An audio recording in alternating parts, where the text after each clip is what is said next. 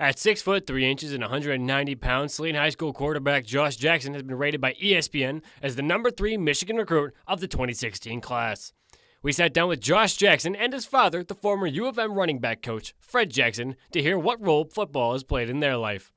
Now let's take it back a little bit. Take us through your history with football as an athlete and as a coach. Well, he taught me how to throw a football when I was 2 years old with the little baby footballs. And then I think third grade I started playing flag, and then from fourth grade on I played junior football. And then I played varsity as a freshman at Ann Arbor Huron, and then as well as a sophomore, and then I transferred to Saline. When we talk about Joshua, we're talking about a young man who threw the ball at 2 to 3 years old.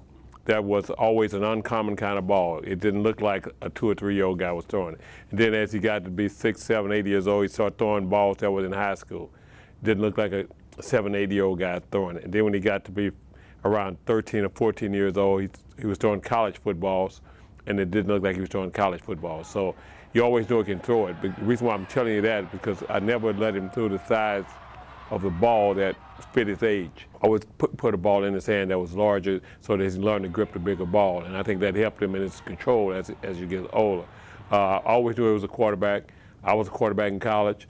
I always told him that the struggles and things I went through to get to the top, but I also told him that he's a better quarterback, better athlete than his dad.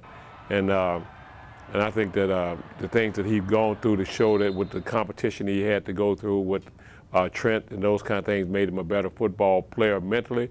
I don't know if it done anything physically, but mentally made him a better football player, and he's ready now to take this team and take off as a leader.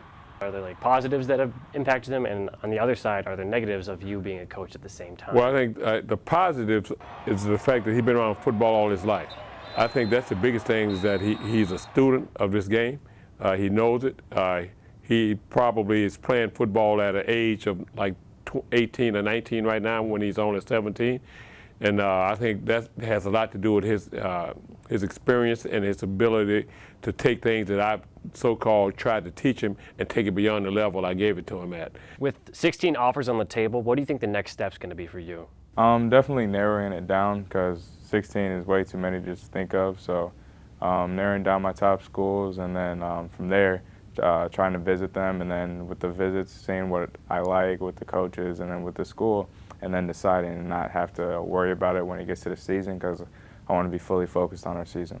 But honestly, one offer is just a blessing, and it's giving me an opportunity to show what I have at the next level. So I mean, that to me is awesome, because I mean, thousands of kids don't get offers. So you have to put that in its perspective to not get greedy and just be humble in a way that I have 16 Division I offers right now. That's awesome. And then my problem is now I got to decide which one. So that's a perfect problem to have. Let's take it back one more time, back in time, to little 5-year-old Josh. What team did you always want to play for when you were a little kid out in the yard? Well, I always wanted to play for Michigan. I mean, my dad was a coach there for 23 years. He was running back coach, offense coordinator there. I grew up with Braley Edwards, like Mike Hart, Anthony Thomas, all those guys. I mean, I always wanted to obviously play for Michigan, because that's all I ever saw. And I got to see what schools are looking at me, and then the whole dream schools kind of goes away when you get in high school, because now you want to go to the best fit and where you can be successful at. All right, Josh, so it's your junior year and you're starting quarterback, and you end up in the state finals. Can you run us through that experience and how it felt with you? Yeah, I mean, it was an awesome experience. Just I don't think anybody here obviously would understand going from like an 0-9 football team to then go state finals. It's always awesome. So just the ride, like the regional championship game was a great game. Playing Cass Tech and just beating them, and then playing Clarkson, who was a great team. It was just a really great ride, and just the like relationships you make with all the seniors was really great, and just doing it for them was really great. Looking back now, anything you think you should have done better in that game? At the end of the game, I was done. Like, I gave everything I could. It was a long season, and I just went out there and gave everything I could, and just no regrets with that. So did my best. Okay, now looking forward to the next season, what are 3 goals that you have in mind for the next season? Our goal is always to win the state championship. So definitely that. Like, if we don't do that, it's a failed season. So I mean, that's our goal. We obviously want to like score all the points, win SEC, you know, and obviously we want to be undefeated, because we are 8-1. So why not go 9-0 and then win state? That's our goal, really, as a team. Thanks for coming in and talking to us, and good luck with your future season. And as always, I'm Patrick Canavan. Thank you for watching.